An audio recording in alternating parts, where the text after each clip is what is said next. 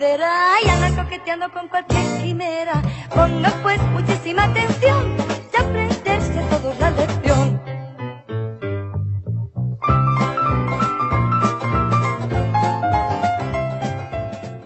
Francisco y Juliana estaban listos para presentar ante el profe Harry y sus compañeros la segunda fase de su apología, la fase de presentación de testigos.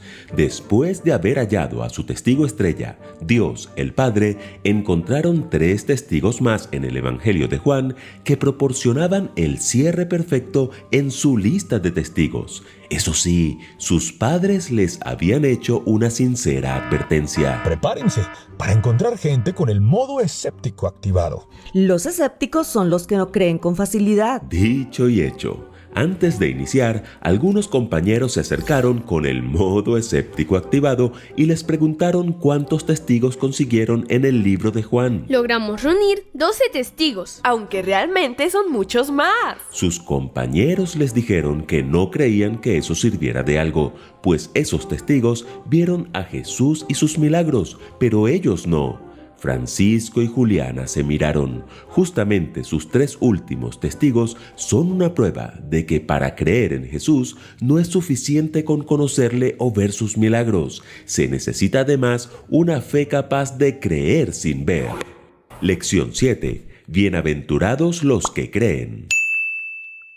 Tal vez algunos se pregunten ¿de qué sirve traer a colación testimonios de testigos que ya no existen como Juan el Bautista, Natanael, Nicodemo o la Samaritana? Es posible que haya algo de razón en tal cuestionamiento, pero ¿saben?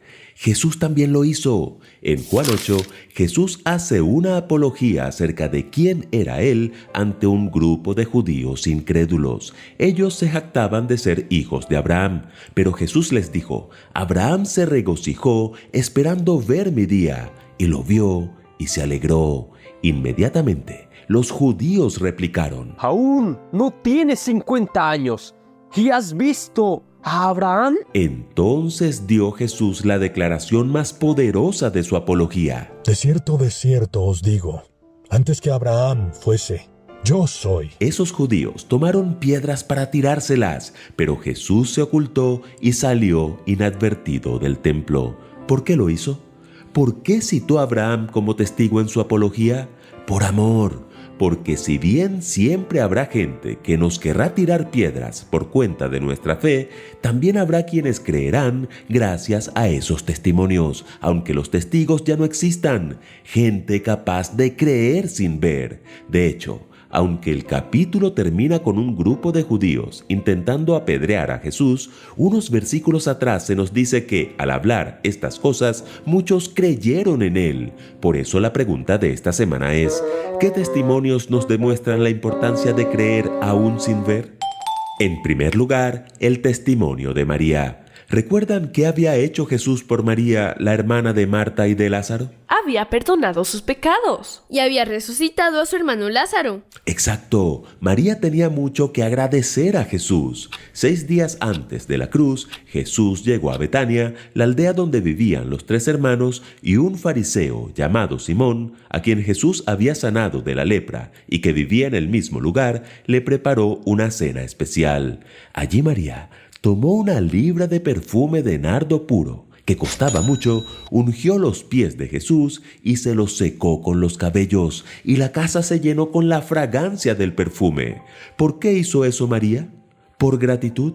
Por supuesto que sí, pero no solo por gratitud, sino porque fue de las pocas personas que creyó antes de los hechos que Jesús estaba próximo a morir. Ni siquiera los discípulos lo habían entendido. María adquirió el costoso perfume para ungir el cuerpo de Jesús en el sepulcro, pero el Espíritu Santo la impulsó a ungirlo mientras aún vivía. ¿Lo notan? Hebreos 11:1 dice que la fe es la convicción de lo que no se ve. María no había visto aún a Jesús siendo arrestado, ni juzgado, ni azotado, ni cargando la cruz, ni mucho menos crucificado, pero creyó en su palabra. ¿Por qué? Porque tenía suficientes evidencias para creer, aún sin ver, que lo que Jesús decía era verdad, que lo que Jesús decía era palabra de Dios. Judas, por su parte, quien había pasado más tiempo con Jesús y había visto una mayor cantidad de milagros, vivía con el modo escéptico activado. Consideró un desperdicio el derramamiento del perfume.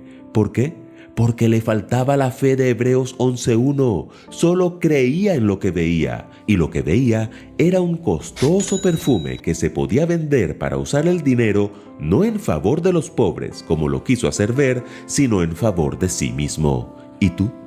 ¿Tienes la fe de Hebreos 11:1? ¿Eres capaz de creer en lo que no se ve? En segundo lugar, el testimonio de Pilato. Cuando Jesús fue arrestado en el Getsemaní, fue llevado ante Anás, luego ante el sumo sacerdote Caifás y 2 veces ante Pilato, el gobernador de Judea. Curiosamente, Juan en su evangelio cita a Pilato como uno de sus testigos, y vaya que es un testigo muy singular. ¿De dónde eran los testigos citados hasta ahora? La mayoría eran de origen judío. ¿Y de dónde era Poncio Pilato? Era romano. Correcto. Y no se la llevaba nada bien con los judíos, aunque era su gobernador. Oigan bien, ¿Pilato había visto algún milagro de Jesús? No. ¿Pilato había escuchado algún sermón de Jesús? Tampoco, ni siquiera le conocía. Pero Jesús dio evidencias de su divinidad. Cuando Pilato le preguntó si él era el rey de los judíos, Jesús contestó: Mi reino no es de este mundo. Si lo fuera, mis propios guardias pelearían para impedir que los judíos me arrestaran. Pero mi reino no es de este mundo. Así que eres rey, le dijo Pilato. Eres tú quien dice que soy rey. Yo para esto nací, para esto vine al mundo, para dar testimonio de la verdad.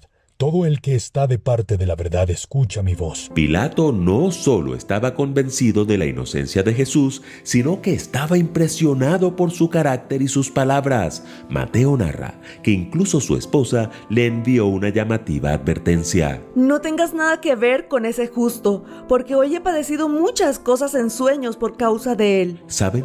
Eso fue suficiente para que Pilato dijera en su corazón: es un Dios, pero su debilidad de carácter lo hizo entregar a Jesús para ser crucificado. ¿Lo notan? Pilato no necesitó ver ningún milagro ni escuchar ningún sermón. El sueño de su esposa y su conversación con Jesús debían ser suficientes para convencerse, pero le faltó la fe de Hebreos 11:1, la fe de María, la fe que nos hace ver lo invisible, la fe que nos hace creer en Jesús. Activó el modo escéptico en su vida. Lo irónico es que su conciencia fue su mayor testigo. Escribió una inscripción en hebreo, griego y latín y la colocó sobre la cruz, más arriba que la cabeza de Jesús. La inscripción decía: Jesús Nazareno, Rey de los judíos. ¿Lo notan? Los milagros son una poderosa evidencia externa. Los testigos son otra poderosa evidencia externa. Pero la evidencia más poderosa y muchas veces la más ignorada es la evidencia interna, la voz de la conciencia, que no es otra cosa que el testimonio del Espíritu Santo hablando a nuestros corazones.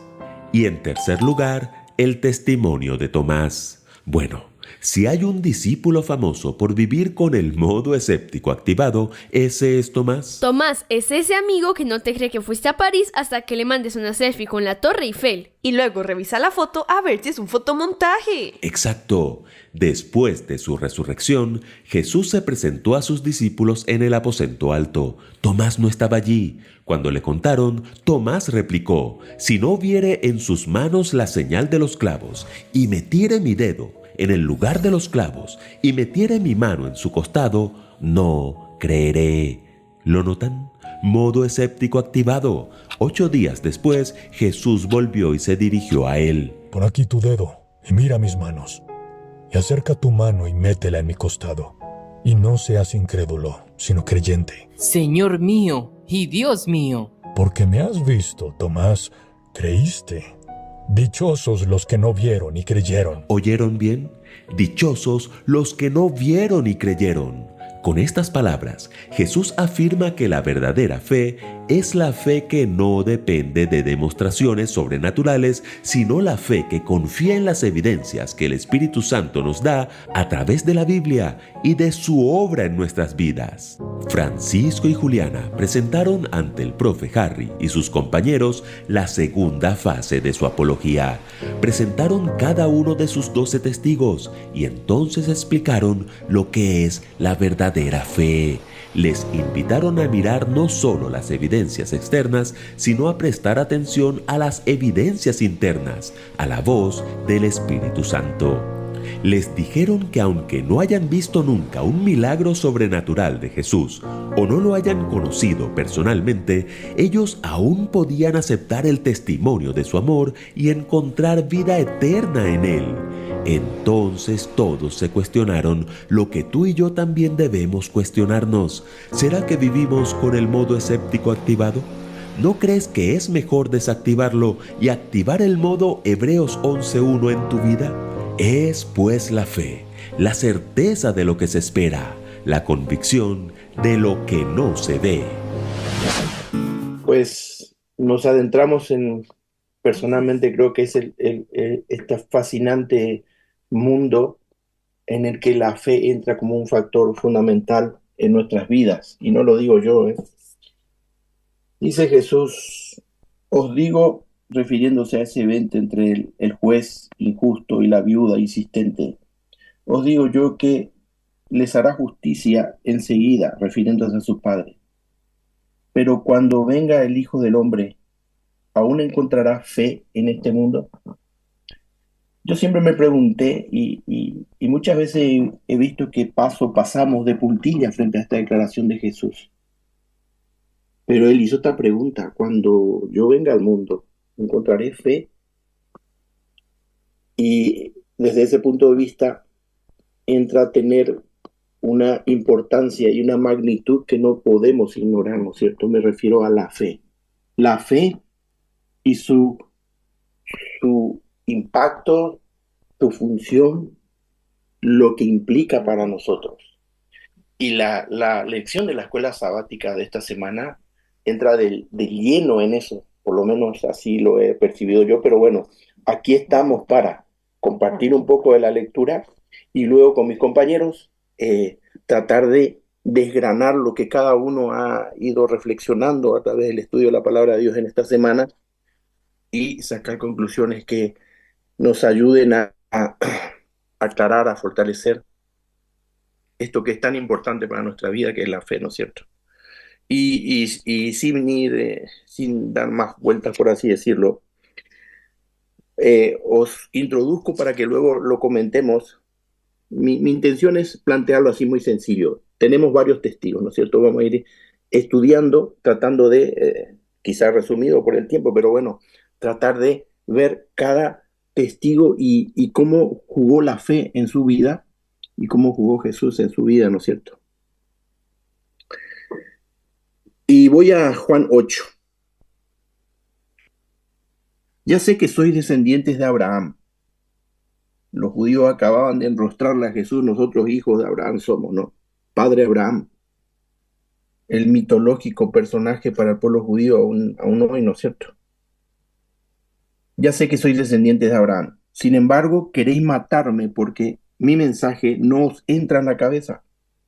Yo hablo de lo que he contemplado estando con el Padre. Vosotros, en cambio, hacéis lo que habéis aprendido de vuestro Padre. Y aquí esta conversación se vuelve...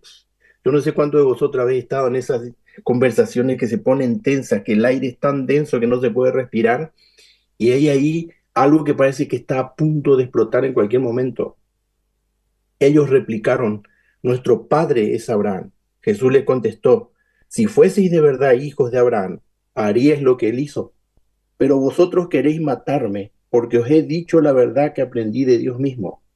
No fue eso lo que hizo Abraham. Vosotros hacéis las obras de vuestro padre. Jesús repite este concepto de vuelta. Y ellos le contestaron: vuestro padre, ¿no? Nosotros no somos hijos bastardos. Nuestro padre es únicamente Dios. Yo creo que a todos nos queda claro que ellos le estaban enrostrando a Jesús la historia no clara de quién era su padre.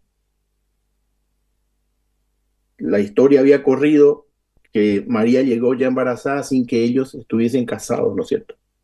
Y ponían en duda quién era el padre de Jesús.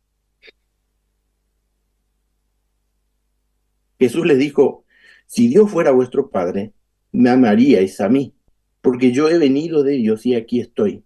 No he venido por mi propia cuenta, sino que Él me ha enviado. Si no entendéis lo que yo digo, es porque no queréis aceptar mi mensaje. Vuestro padre es el diablo e intentáis complacerle en sus deseos. Vaya ida y venida, ¿no? Tú eres un bastardo, vuestro padre es el diablo.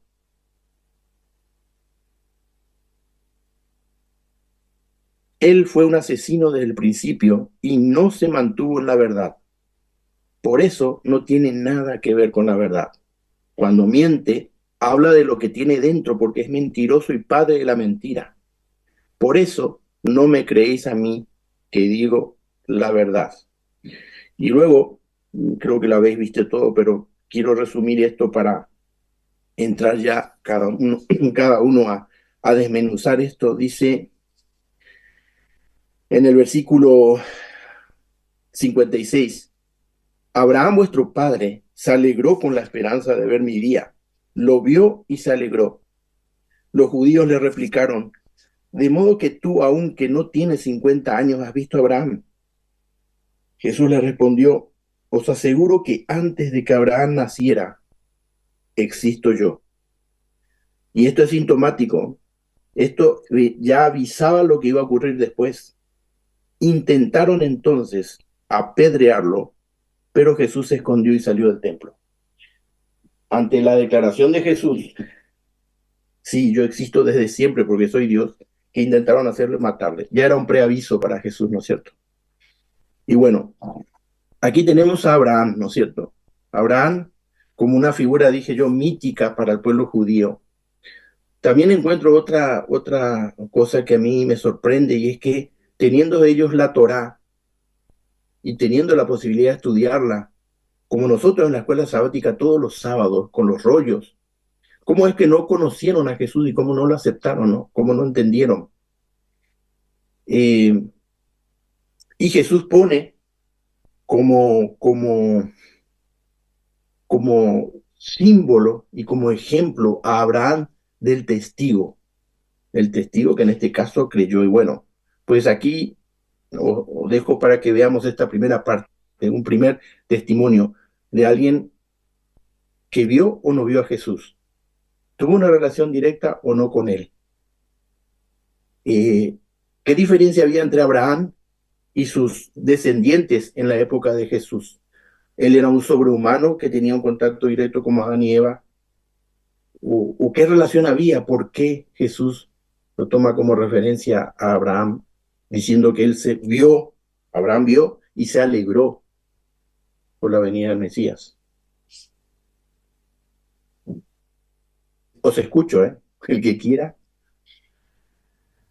Fíjate, Jorge, antes de meternos a Abraham, voy a responder una pregunta que has hecho.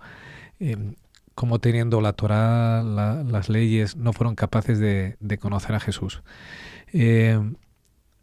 Yo lo que extraigo del texto, cuando Jesús les llama mentirosos, ¿verdad? Porque dice, vuestro padre es el padre de mentira y vosotros sois mentirosos. ¿Cuándo uno es mentiroso? Uno no es mentiroso cuando está confundido. Uno es mentiroso cuando sabe la verdad y no quiere aceptarla. Entonces, yo no creo que ellos no fueran capaces de ver que lo que Jesús hacía venía del Padre. Lo que creo es que ellos, viéndolo, no lo aceptaban porque no cuadraba en sus formas de pensar. Richard, una pequeña... ¿A quién te refieres cuando dice ellos? A los fariseos que están hablando aquí con Jesús, ¿vale? No lo creo. O sea, ellos sabían perfectamente con quién estaban hablando, sabían que lo que hacía Jesús provenía del Padre. Pero como no lo quiero aceptar con mi forma, porque necesito cambiar mi forma, entonces vengo a decir otra cosa. Y entonces es cuando me convierto en mentiroso. Por eso Jesús les llama mentirosos. Ellos no es que estuvieran ciegos y no pudieran ver, que eso es malo. Es que ellos veían y no querían seguir, que es mucho peor. Entonces, por eso Jesús les compara con lo que hizo Satanás, con el padre de la mentira, porque lo que están haciendo es no que estén confundidos, no es que estén engañados, no es que no hayan interpretado bien, no, es que están viendo, están percibiendo que eso viene de Dios, pero me niego a aceptarlo, porque significa que tengo que cambiar, y entonces digo lo contrario y me convierto en mentiroso. Respecto a Abraham, justo es el extremo contrario, ¿verdad? Para mí, Abraham es alguien que se equivocó, ¿verdad? Se equivocó varias veces. En un momento dijo, esta es mi hermana, que era una medio verdad, medio mentira, pero cuando el faraón le dice, oye, me has dicho esto, ¿qué hizo Abraham? Reconoció, ¿verdad? Es el extremo contrario. Ellos estaban idealizados con Abraham, y Abraham es lo contrario de lo que hace Jesús, además de que luego le va a llevar con el sacrificio a lo que se supone realmente el Cordero de Dios, y va a identificar, y se les va a llevar muy bien ese, antes de que Abraham fuese yo soy, y utiliza ese yo soy, que es el que viene en Éxodo con el nombre de Dios, y les identifica perfectamente quién es Él, y ellos lo tienen tan claro, ¿verdad?, que lo que hacen es agarrar piedras para apedrearle. Te estás llamando Dios. No estaban confundidos. Eran, no quiero llamarles malas personas, pero pero podíamos decirlo, ¿verdad? Estar así con la cabeza. No eran reflejo de lo que aparentaban. Y creo que eso es lo que Jesús no puede aguantar. Cuando yo aparento una cosa y soy otra. Si estoy confundido, no hay problema, porque si estoy confundido, me acuerdo de alguien que decía, uno puede ser sincero y estar confundido, sinceramente confundido, pero cuando eres sincero al final acabas buscando a Dios. Ellos no eran sinceros. En ese ellos me refiero a una gran parte de los sacerdotes. Es verdad que cuando la predicación de Pedro dice que muchos de los sacerdotes se convirtieron. Hubo mucha gente sincera en que fueron abiertos sus ojos, pero estos altos cargos del Sanedrín, estos grandes fariseos, no eran sinceros, y eso les impedía llegar a Dios. Y en cuanto identificaron y vieron que Jesús estaba llamándose a sí mismo como el Mesías, como el Hijo de Dios, como Dios en persona, lo que decidieron fue matarle. ¿Por qué? Porque como no cuadras en lo que yo quiero, me da igual que hagas o no hagas. Ese es todo un problema para nosotros. Curiosamente, la lección se titula Bienaventurados, dichosos los que creen. Es evidente que los fariseos no me dan ningún ejemplo de dicha. No tengo una imagen de gente feliz y de gente que disfruta haciendo felices a los demás. Cuando hablamos de los fariseos, ¿verdad? Sí, yo hacía así con la cabeza, porque efectivamente quienes buscan deliberadamente el sufrimiento de los demás, quienes buscan deliberadamente no establecer jerarquías entre la gente y tratar mal a los que no son como ellos, pues yo no los consideraría buenas personas. Evidentemente no son un ejemplo. Y no son un ejemplo ético. Definitivamente sabían de lo que estaban hablando, claro que lo sabían, pero coincido plenamente, no les interesaba ese Jesús, ¿verdad? Que rompía pues aproximadamente todo su organigrama, ¿no? Por una parte de clases, castas espirituales, y por otra, bueno, pues incluso de beneficio económico. Era toda una empresa aquello, ¿no? Y les iba mal, claro. Un Jesús que hacía el bien gratis, ¿de acuerdo? En todos los sentidos, y nos entendemos. Lo digo de una forma muy gráfica, pero, ¿sabes? Yo me pregunto también, estaba pensando, ¿no? Exactamente cuando se declaraban herederos de Abraham, ¿qué quería decir esto? Porque al final podía ser una cuestión nada más de apellido, de genealogía. Claro, como eran gente muy clasista, que establecían clases en la gente, es posible que fuera una cosa más protocolaria que en realidad una cosa religiosa o de fe. Porque si fuera así, habrían intentado seguir el ejemplo de Abraham en lo que hacía, en cómo vivió, y evidentemente pues en el liderazgo espiritual que evidentemente mantuvo. ¿Era un liderazgo espiritual lo que ellos estaban siguiendo? Me temo que no, o al menos no lo vislumbraban así, ¿no? Me temo. Lo de la herencia, lo del linaje, lo de, ¿no? Somos, y el apellido, al final no era más que una etiqueta. Y si quitabas la etiqueta, en realidad, ¿qué quedaba de lo que hubiera sido la herencia espiritual de Abraham? Es una pregunta que yo me hacía esta semana. Ellos decían ser herederos de él, ¿en qué? Bueno, últimamente hablamos de herencias y hablamos desde luego de una perspectiva que es mucho más material que en realidad espiritual, ¿de acuerdo? Y ese es un problema, porque de lo que estamos hablando, si nosotros somos herederos de Abraham también, es de una herencia espiritual. Por cierto, habría que decirlo a muchos de ellos, oye, ¿sabéis que en aquel linaje no solo estaba Abraham, sino también una tal Rahab, por ejemplo? Me encanta destacar esto, porque en el linaje, presuntamente, ¿verdad?, clasista y elitista, había gente a la que ellos no habrían incluido en ese linaje. Bueno, lo dejo ahí también como apunte, pero está al mismo nivel Abraham que Rahab, ¿verdad? Forma parte de la misma línea. Y tú y yo estamos al final de esa línea. Lo cual quiere decir que a lo mejor habría que dejar ya ciertas castas y ciertos clasismos y empezar a hablar en serio de lo que la Biblia dice, ¿no? Y concluyo con esa parte. ¿De qué nos dio ejemplo Abraham? Estudiando su vida, evidentemente tuvo muchos fallos, muchos errores, pero llegado el momento álgido, él demostró en quién creía, ¿cierto?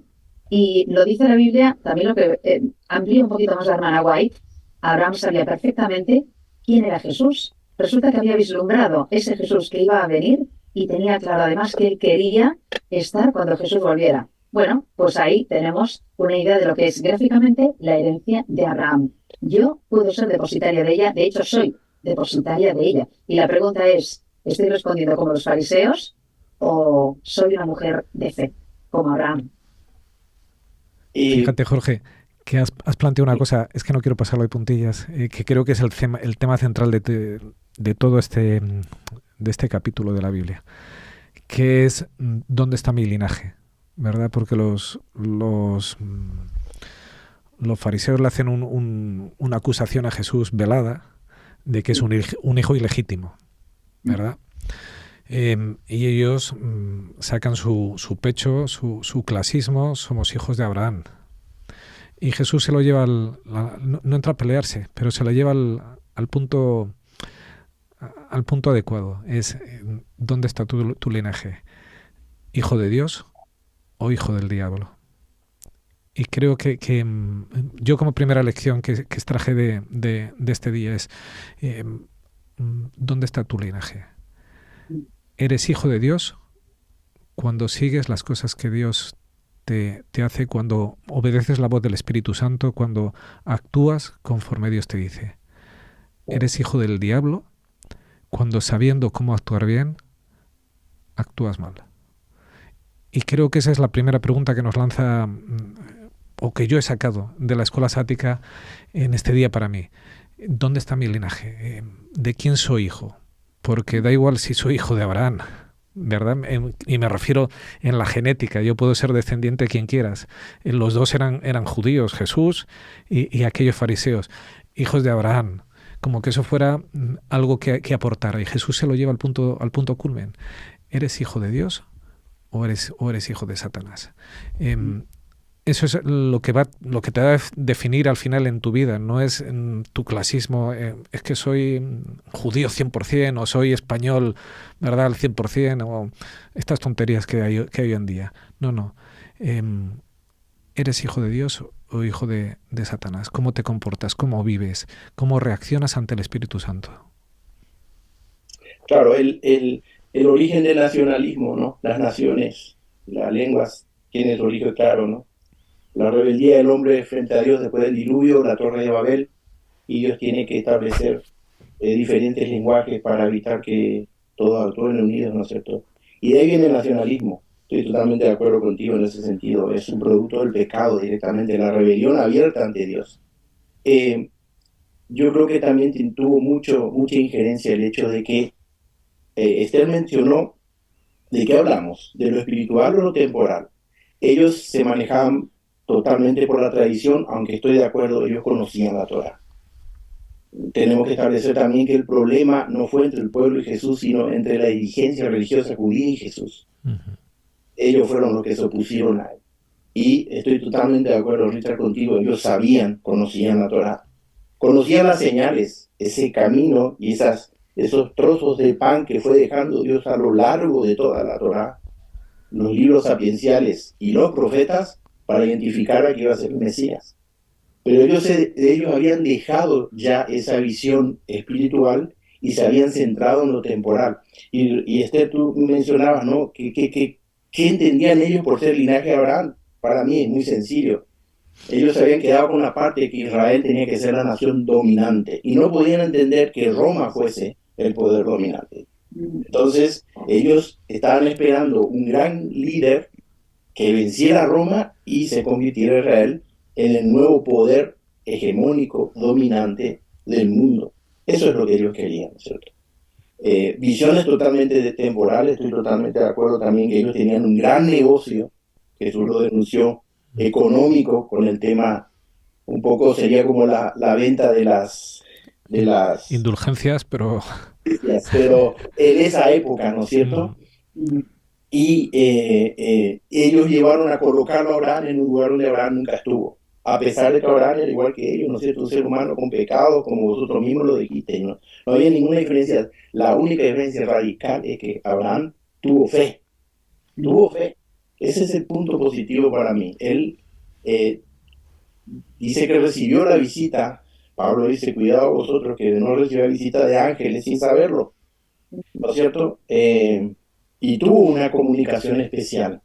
Cuando estaba ahí en el monte Oreb, a punto de sacrificar a su hijo, entendiendo el plan de salvación de Dios, él también tuvo un contacto ahí, no sé, con ese el yo soy. Antes que Abraham, yo soy. Vayamos al otro gran testigo, la lección, que esta historia a mí, sinceramente, me produce, y no les miento, es escalofrío, ¿no? María.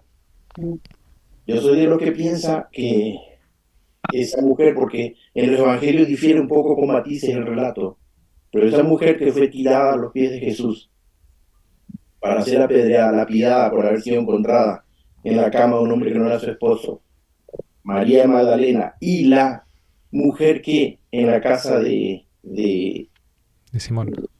Simón son la misma mujer, porque el acontecimiento en sí da mucho que hablar. Y Elena White menciona, incluso yo leí un artículo, no en un libro, un artículo que ella escribió, un hecho sorprendente. Ella era la sobrina de Simón, y ella era huérfana y fue llevada tristemente a la vida de la prostitución. Había una guarnición romana cerca y Jesús la rescató de esa miseria. Entonces tenemos a esta María que va y compra, ¿no es cierto?, ese perfume carísimo. Se pueden hacer los cálculos, que correspondía a un mes de trabajo, ¿no es cierto? Y está la reacción, por un lado, en uno de los evangelios de Simón, y está la reacción de Judas, ¿no es cierto? ¿Qué podemos decir acerca de este evento? María, ¿cómo fue testigo? ¿Por qué fue testigo? Abraham es un testigo positivo, porque él creyó. María fue una testigo positiva, porque ella creyó. Y además fue una persona que fue obsequiando de ese amor que había recibido primero a Jesús, sin duda, y a los que estaban a su alrededor también. Yo pensaba esta semana que Jesús fue el que fue ungido, pero todos disfrutaron del perfume, ¿verdad? Sin duda era un perfume caro, había el sueldo de un año, y era un perfume además muy valioso en aquella época. Sigue siendo delicioso, el nardo de hecho huele delicioso, ¿no? Y es algo muy especial, ¿no? Que destaque además qué tipo de perfume era, lo valioso que era y lo que pudo suponer. Pero todos, de hecho, recibieron el regalo de ese perfume, que se extendió por toda la casa, dice el texto, ¿no?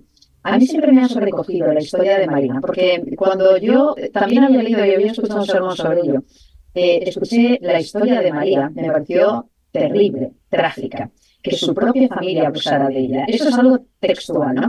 Y hoy, que hablamos de esas cosas horribles, de lo que ocurre en los domicilios, en las casas, no podemos, por lo menos, evidentemente, que sentirnos absolutamente empáticos y solidarios con una persona que sufrió desde pequeña el abuso de una sociedad en la que, bueno, pues a las mujeres se las utilizaba también así, para, ¿verdad?, pues dar placer a, bueno, en fin, aquellas cosas horribles. Y esta criatura, que tenía una vida trágica y miserable, es rescatada por Jesús. Y además, pues vive como ese Jesús que la ha rescatado de aquella vida horrible, resucita a su hermano. Y cómo efectivamente la restituye en público, ¿verdad?, después de aquella escena delante de todo el mundo. Vete y no peques más, yo no te condeno. Y a partir de ahí, sin duda, empieza también una relación interpersonal preciosa, de amigos, ¿verdad? Porque recordemos que eran amigos de familia, o sea, y él era amigo personal de ellos, ¿no?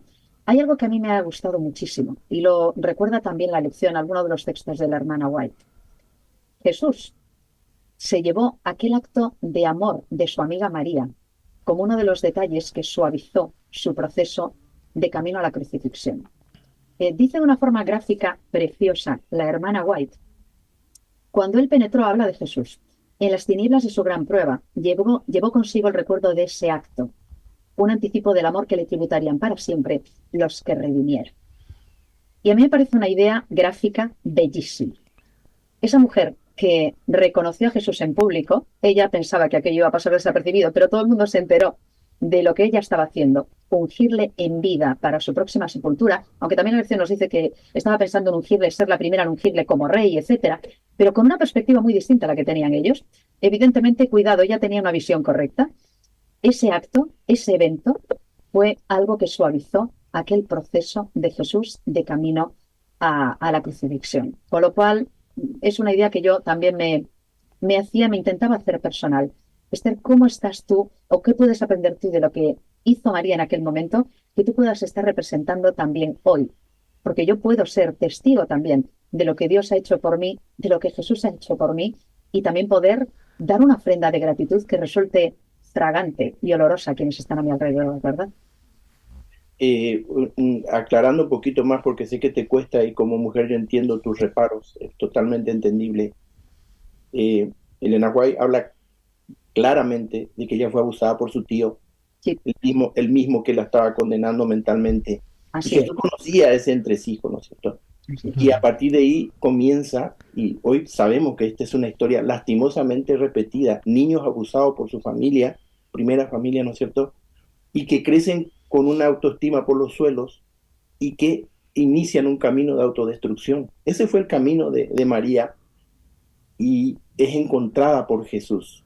Ahora la pregunta es, y te doy paso, Richard, ella como testigo se sumió en lo temporal o en lo espiritual. ¿Por qué ella creyó en Jesús?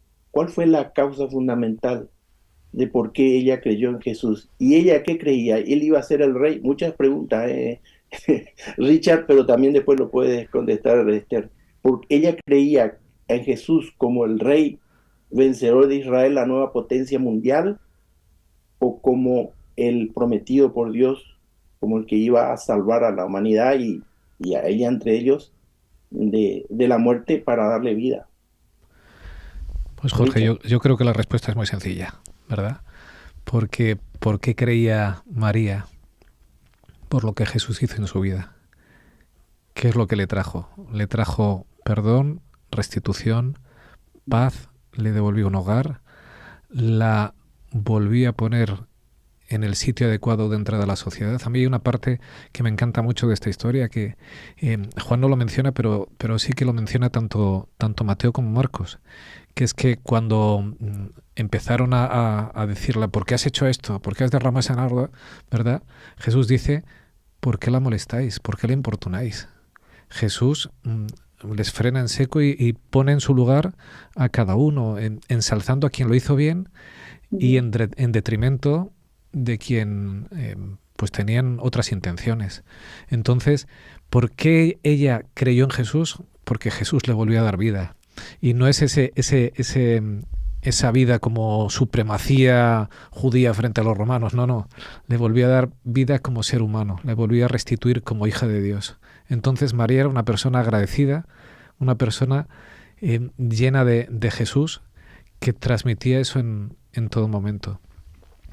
Es verdad, Simón había abusado de ella, y a mí esta historia lo que me habla es de amor, del amor de Dios, como Dios coge a una prostituta, la transforma y le cambia la vida.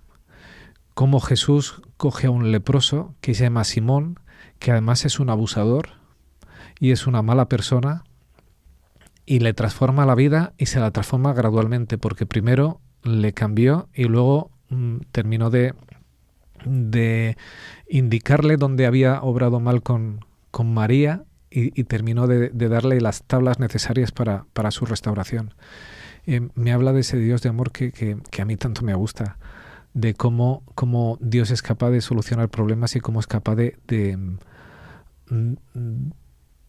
restaurar a María de la situación en la que estaba. Y María lo que hizo fue un acto de agradecimiento, o sea, se acercó a Jesús a escondidas, sin que nadie la viera, y quiso honrarle sin que nadie se enterara, pero claro, cuando tienes un perfume tan rico y lo abres en una habitación, dice que se llenó la habitación entera de esa fragancia. Realmente ella estaba actuando correctamente, estaba ungiendo a Jesús antes de la muerte, le estaba dando, no sé si lo dice Elena White, en este momento no puedo precisarlo, pero dice que era el fruto de todo aquel trabajo indigno que había hecho. Con ese dinero había comprado ese nardo y lo estaba poniendo en los pies de Jesús en agradecimiento. Ella no quería quedarse en nada de esa vida pasada. O sea, Jesús la había limpiado y quería agradecerle a su Salvador personal en la medida adecuada. Qué mejor acto que el que hizo, porque al final es verdad que hablamos del ungimiento de Jesús y que las mujeres fueron a llevar especias y muchas historias, pero Jesús no llegó a ser ungido más que por María. Ese olor agradable fue el que él se llevó a la cruz.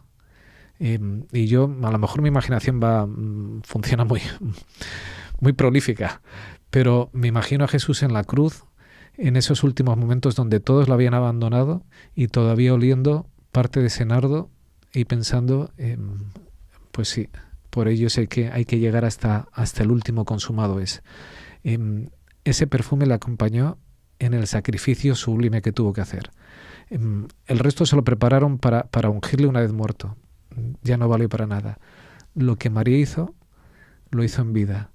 Lo hizo en una entrega de amor constante que él lo agradeció y que la defendió delante de todos los hombres y la restituyó donde tenía que haber estado, que es lo que nos hace Jesús con el pecado, que es nos vuelve a poner como si jamás hubiese sido cometido. A ese punto la llevó Jesús. No es una pecadora arrepentida, sí, no. Jesús la llevó al punto que Él quiere, que es vuelves a ser hija de Dios. Y cuando eres hija de Dios, es verdad que Él te ha perdonado tus pecados, pero no te restriega que te ha perdonado tus pecados. Eres hija de Dios y te llevó a esa situación. Y María estaba más que agradecida. ¿Cómo no iba a dar testimonio de Él? ¿Cómo no iba a exhalar por cada poro de su piel que aquel Jesús la había sanado, rescatado, salvado y dado vida eterna? Y un nuevo paralelismo para con los fariseos también, porque ese acto de amor, ese evidente acto de amor y ese perfume delicioso que inundó la habitación, algunos lo disfrutaron, pero hubo uno que no lo disfrutó. Y todo lo contrario, criticó que se hubiera gastado aquel dinero en aquel perfume. No captó absolutamente nada. ¿Por qué? Pues porque incluso ese acto de amor y agradecimiento de una persona restituida para otra persona, pues era algo que le dejaba sin el dinero que hubiera robado, ¿verdad? Ahí estaba Judas, de él estamos hablando, para otras tareas, ¿verdad? Al igual que antes, pues los fariseos leían la Torá, pero no veían el amor de Dios porque estaban interesados en otra cosa. Judas tampoco vio el amor de esa mujer restituida. Lo único que vio fue un dinero que se echó a perder a los pies de alguien. Y que se le escapó a él, ¿no es cierto? Fijaros que Judas tenía un contacto diario permanente con Jesús y era muy apreciado por él. Y le habían otorgado la gran responsabilidad, porque cómo se sostenían para comer y tal ellos, ¿no? Eran donaciones que daban familias, ¿no? Y sin embargo, él no se dejó convencer por Jesús. En cambio, María, en puntos claves en su vida, y para mí, yo creo que es la mejor testigo de todo lo que hemos visto en esta semana. ¿Por qué María hizo lo que hizo? Porque ella primero creyó que Jesús era el Hijo de Dios hecho hombre, que venía para la salvación, y venía para la salvación de su vida. Ella creyó. Y esa creencia que ella tenía se confirmó cuando fue juzgada por Jesús, ¿no es cierto? Delante de todos aquellos que la querían matar. Y a partir de ahí ella inicia una vida de servicio y de agradecimiento, porque ella realmente se sintió renacida o sustentada en esa creencia en Jesús. De hecho, me encanta esta versión de Marcos que dice, palabras de Jesús: os aseguro que en cualquier lugar del mundo donde se anuncie la buena noticia, se recordará también a esta mujer y lo que hizo. María fue un paradigma, ¿no?, en la vida de Jesús. Y Richard, lo que tú dices, estoy totalmente de acuerdo.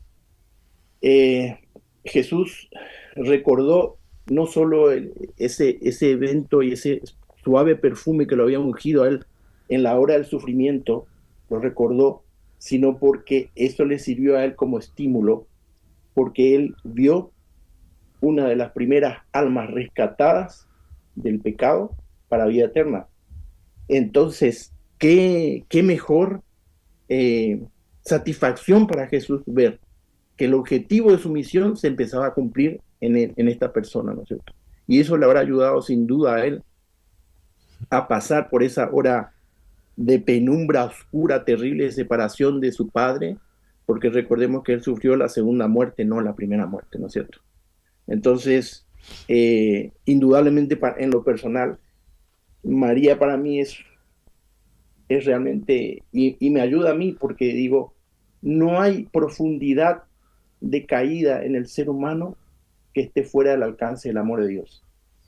María es el vivo retrato, el vivo testimonio de eso. Y eso nos tiene que dar a nosotros esperanza, fortaleza, fe, que es lo que Jesús pide de nosotros. Ahora vamos a un testigo, un testigo que tiene muchos matices, Pilato, ¿no es cierto? Pilato, que era un gobernador, un hombre inteligente, que vivió una situación extraña previa a su encuentro con Jesús, cuando su mujer le dijo, ahí tienes un preso, pero no tengas nada que ver con lo que ocurra a él, porque no he podido dormir bien por culpa de él anoche. Y vemos este diálogo, ¿no es cierto?, que no quiero leer por el tiempo, pero que lo hemos visto en Juan 18, ¿no es cierto? Vemos cómo se establece un diálogo entre Pilato y Jesús, ¿no es cierto? ¿Tú eres rey? No, mi reino no es de este mundo. Ah, pero entonces eres rey. Él obviamente tenía esa lógica de aquel que había recibido una buena educación, un buen estudio, y era un hombre sabio no, pero inteligente sí. Ah, pero entonces eres rey. Tú lo has dicho, pero resulta que en esa argumentación se estaba enfrentando con la fuente de la sabiduría eterna. Y Jesús le dijo, tú lo has dicho. Y yo quiero ver entre líneas, ¿y ahora qué vas a hacer con eso? Porque realmente lo que Jesús estaba declarando, no sé, vosotros ya me diréis vuestra opinión. Pilato llegó a entender primero que Jesús era inocente de los cargos que le querían atribuir, de sedición, ¿no?, de querer levantarse contra el César. Ergo, él estaba realmente diciendo que su reino no era un reino que quería establecerse en la tierra, sino era un reino distinto, y Pilato lo aceptó. Pilato aceptó eso, por lo menos, por eso, después quiero escucharos, ¿no es cierto? Y entonces Jesús le habla de algo clave, ¿no es cierto?, que era lo que él había luchado para que la encuentren, la dirigencia judía sobre todo, y el pueblo también, la verdad.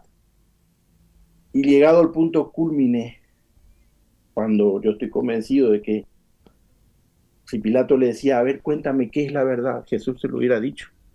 Le hubiera respondido lo mismo que respondió al pueblo, yo soy el camino y la verdad y la vida. Pero no le dio tiempo a contestar Pilato. ¿Cuáles fueron sus móviles? ¿Qué es lo que lo impulsó a Pilato? ¿Por qué finalmente hizo lo que hizo? A pesar de la advertencia de su mujer y a pesar de su propia visión y convicción de que Jesús era inocente, ¿por qué lo dejó a manos de la dirigencia judía?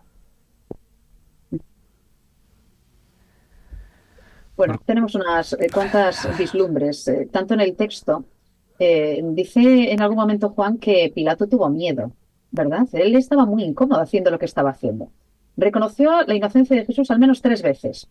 El diálogo es bastante absurdo, ¿no? Porque efectivamente no encuentra ningún tipo de problema con Jesús, no le causa ningún problema, entiende que es inocente de los cargos que le ocupan, le está molestando esa situación porque no sabe muy bien qué hacer con ella, porque no quiere convertir en culpable a alguien que considera inocente, pero al mismo tiempo, bueno, se enfrenta efectivamente a una situación en la que quería tener pocos problemas. Era un político y los políticos prefieren la comodidad a la incomodidad. Y en este caso, pues le estaba incomodando mucho esa situación que al final podía haber solucionado de otra manera, pero a lo mejor se hubiera buscado un problema con aquella gente con la que tampoco quería tener problemas.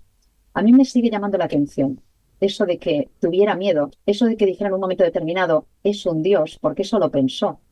Y la hermana White nos dice que efectivamente hasta el final supo y lo tiene claro en todo momento que estamos hablando de alguien que está por encima, ¿no? De los manejos políticos y que efectivamente está hablando de un reino espiritual y que está hablando de algo que no tiene nada que ver con los movimientos políticos y con lo que están intentando hacer los fariseos. Es posiblemente uno de los mayores ejemplos de cobardía.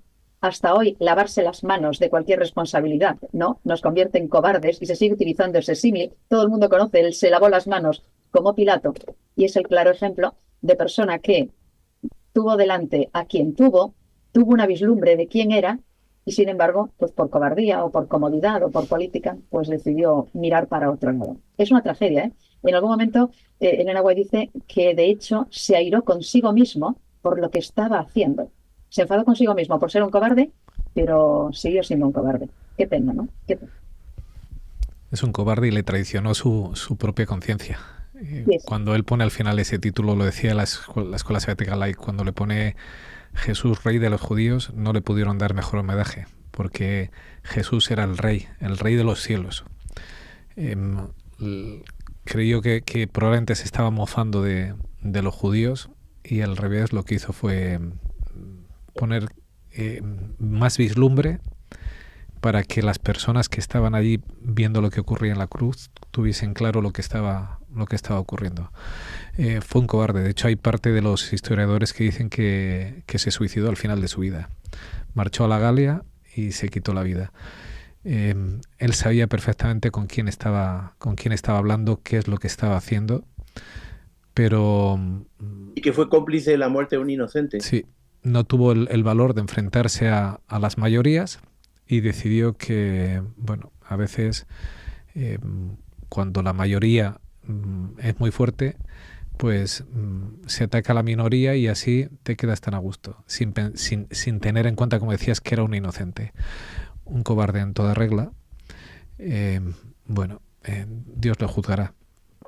Pero dejó su testimonio, aunque no es el que de los que nos gustan, porque yo estoy de acuerdo en esto contigo, con Jorge. A mí me gusta más el de María, quien transforma, Jesús transforma su vida. También ocurre en las vidas lo de Poncio Pilato, de alguien que tiene plena certidumbre, que sabe que es inocente, que sabe que no es justo, que por otra parte hace todo lo posible o parte de lo posible para intentar salvarle. Y llega un momento en el cual está entre mi posición o defender la verdad y lo que hago es abandono la verdad para mantener mi posición. Que eso es lo que hoy en día llamamos un cobarde en toda regla. Pues ese es Pilato, pero aún así dejó el testimonio y nos ha quedado escrito de lo que en realidad él debería de haber defendido y no se atrevió a hacer. Bueno, creo que qué lástima que alguien teniendo tanta certeza de a quién tenía delante, además que yo creo que la imagen, o sea, que la plena presencia de Jesús delante tuyo tenía que imponer, por más que allí llegara ya ensangrentado, tocado, golpeado, esa paz, esa tranquilidad, ese amor que reflejaba en todos sus actos, que no fuera capaz de cambiar su vida por una posición. ¿Cuánto vale lo perecedero que tengo yo aquí en este planeta? ¿Cuánto vale mi trabajo, mi dinero, cuánto vale como para vender a Jesús? Eso es lo que nos deberíamos de plantear. Probablemente, bueno, hablando de la pusilanimidad de Pilato, ¿no es cierto?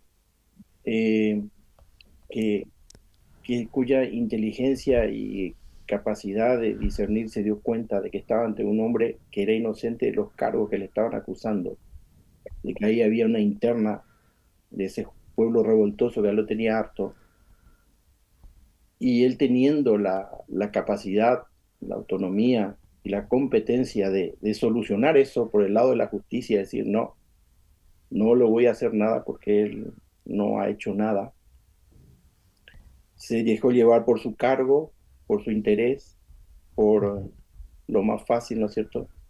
Porque sabía que venían órdenes de Roma de que no haya conatos de rebelión en ninguna parte del Imperio Romano. Y él conocía los bueyes con que araba, ¿no es cierto? Como se dice. Y no quería que se iniciara una rebelión una vez más en ese pueblo tan revoltoso. Y toma el camino fácil, ¿no es cierto? El camino fácil. No el camino que hubiese sido no el correcto. Más difícil, pero el correcto. Y se equivoca y bueno, carga con su conciencia. Y bueno, la prueba es histórico, eso no es tradición. La prueba está en que esa conciencia le pudo y él terminó una vez más, porque la pregunta que se me estaba olvidando haceros, ¿Dios hubiese perdonado a Pilato después de que Jesús murió, resucitó y marchó? Claro. Puede perdonar a todo el mundo, a cualquiera. Mientras tenemos vida y esperanza, no hay nada que hayamos hecho que sea tan grave que Jesús no sea... ¿Podía ser perdonado? Claro. ¿No lo fue Pedro? ¿Qué diferencia entre la traición de Pedro y la de Judas? Ninguna. Para Dios, mientras hay vida, podemos ser perdonados. No hay nada tan grave que Él no haya muerto en la cruz para pagar nuestro pecado. Nada. ¿Sabéis que, querido Richard y Esther, yo encuentro esto, que dependiendo de la experiencia que uno tiene, cómo entiende esa experiencia, uno llega a conocer, porque para creer en alguien tiene que haber un conocimiento profundo de esa persona, ¿no es cierto? Eso fue lo que pasó con María, lo que pasó con Abraham, y eso no fue lo que pasó ni con Judas ni con Pilato, que el conocimiento fue superficial pero no profundo, y no llegaron a entender realmente quién era él, porque si lo llegaban a entender, hubiesen actuado de otra manera, ¿no es cierto? Jesús hubiese muerto igual, porque él tenía que morir para salvación de toda la humanidad. Hubiese muerto de otra manera a manos de otros, pero no tenían que ser ellos. Y aún así, aunque participaron, no conocieron ese amor sin límites de Jesús. Por eso no se arrepintieron a pesar de que podían haber sido perdonados, ¿no? Triste lección que haríamos bien en no olvidar. Y por último, estamos nosotros. Uh-huh. Por último estamos nosotros, ¿no es cierto? Bueno, aquí dejo abierto metafóricamente el micrófono para que digáis cada uno lo que ha pensado al respecto de nosotros como testigos, ¿no es cierto?, hoy. Pues yo aprovecho para unirnos con Tomás, ¿vale? Porque... Perdón, es cierto que gracias, Richard, me estaba olvidando de Tomás. Porque Tomás es ese último testigo en el cual Jesús le dice, bienaventurados los que sin ver creyeron, y ahí estamos nosotros, en los que sin ver creyeron. Tomás necesito ver, necesito meter el dedo en la llaga, necesito palpar y comprobar. Hoy en día nosotros no podemos palpar, no podemos ver, ¿verdad? Pero somos reflejados en ese felices, ese bienaventurados, aquellos que creen sin ver. Nosotros seguimos siendo testigos de Jesús. O sea, yo estoy seguro, si os preguntara, ¿podéis citar 8, 10, 20 episodios en vuestra vida donde tenéis la certeza de que Dios ha actuado, de que Dios ha estado en vuestro lado? Estoy seguro que lo podríais hacer sin ningún problema. Yo los tengo clarísimo en mi mente, que puedo decir, Dios ha estado ahí, Dios me ha acompañado, tengo plena certeza de que Dios existe, soy testigo suyo, no lo he visto, como esos bienaventurados que dijo Jesús, no lo he visto, pero puedo dar testimonio de ello. Yo cuando hablo a las personas, les hablo de mi experiencia, de lo que yo he vivido en primera persona, de lo que Jesús ha hecho en mí. No les cuento lo que les hizo a Nicodemo ni a Zaqueo, también se lo cuento, ¿no? Pero quiero decir, lo que les cuento es lo que Jesús hizo en mi vida, lo que siento, cómo me ha transformado, cómo me da paz, cómo me siento amado. Somos testigos de primera, y somos parte del Evangelio de Juan. Somos parte de esos que también damos testimonio de lo que ocurre allí, que sin verlo somos testigos de lo que Jesús vino a hacer aquí, que es a traernos la misma restitución que le trajo a María. Claro, Jesús nos ha involucrado a todos al decir eso, ¿no es cierto? Ujú. Una pregunta, Richard y Esther. Eh, ¿Por qué queda reflejada la historia de Tomás? Bueno, aunque es una obviedad, sería bueno comentarlo, ¿no? ¿Por qué queda reflejado? ¿Qué importancia tiene como nosotros, así como la historia de Pilato, de Abraham, de María, la historia de Tomás? Ujú. ¿Por qué queda reflejada, digamos? Has hablado algo de eso, Richard, pero quería haceros esa pregunta. Ujú. Hombre, yo pensaba que, y a lo largo de la semana lo he pensado, ¿no? Que eh, tenemos que llegar a la conclusión de que no es necesario ver para creer, ¿eh? Es evidente que hubo personas que vivieron con Jesús y creyeron, pero al final no les sirvió de nada, o realmente no creyeron, y ellos estaban allí. Muchas personas que vieron a Jesús hacer milagros espectaculares no creyeron, y de hecho le negaron, y de hecho acabaron matándole, ¿no? No es necesario ver para creer. Claro que no. La fe es otra cosa. Nosotros somos, de hecho, la prueba viviente, lo dice la lección en algún momento y me parece una idea muy interesante, de que Jesús decía la verdad. Cuando dijo, será predicado el Evangelio a todo el mundo. La fe que tú tienes hoy, la fe de la que eres depositario hoy, es una prueba de esa profecía. ¿Por qué? Pues porque increíblemente, aunque Jesús ya no está aquí visualmente, físicamente, y no podemos meter como Tomás los dedos en la llaga, nosotros podemos creer en Él, podemos hablar de Él, podemos experimentar los milagros en nuestra vida cotidiana y podemos dar fe de lo que hemos creído. Nosotros podemos ser, efectivamente, como María Magdalena en su momento, personas que puedan esparcir la fragancia de la salvación, la fragancia de la gratitud, la fragancia del amor de Dios en nosotros y que nosotros luego podemos compartir con los demás. Nosotros hoy podemos hacer esa función, podemos hacer esa tarea y no es necesario, pues, ver para creer. Por eso nosotros hoy podemos ser, además, depositarios de esa felicidad y de esa dicha que tenemos, quienes sin ver creemos. Y yo espero que podamos ir desarrollando eso. Y lo hilo con lo que nos decía Richard también al principio. Estamos en un proceso también de construcción de nuestra fe personal, de nuestra fe particular.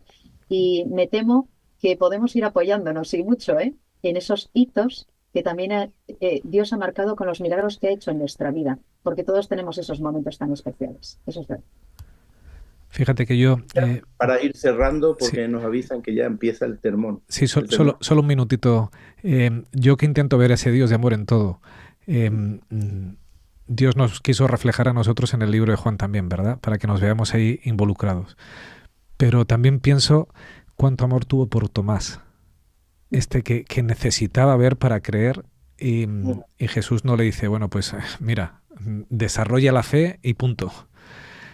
Sino que le permite que meta su mano en el costado, ¿verdad? Y que palpe. Tomás, que era el incrédulo, es uno de los 12 apóstoles. La tradición dice que marchó para Oriente a predicar y que murió allí martirizado.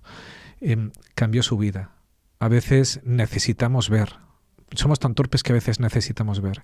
Y tenemos un Dios que nos ama tanto que a veces cuando necesitamos ver dice, venga, mete la mano. Te voy a dejar porque lo que me interesa eres tú como persona. Sería algo así, Richard, como que Dios nos toma a cada uno con nuestras falencias, nuestras debilidades, nuestras limitaciones, no nos excluye y nos ayuda cuando queremos creer, ¿no es cierto? Yo entiendo que ese es el sentido de la historia de Tomás, de no desalentarnos. Y termino porque ya estamos con el sermón. Dice, Jesús hizo en presencia de sus discípulos otros muchos milagros que no han sido recogidos en este libro. Estos han sido narrados para que creáis que Jesús es el Mesías, el Hijo de Dios, y para que creyendo tengáis vida por medio de él. Amén. Amén.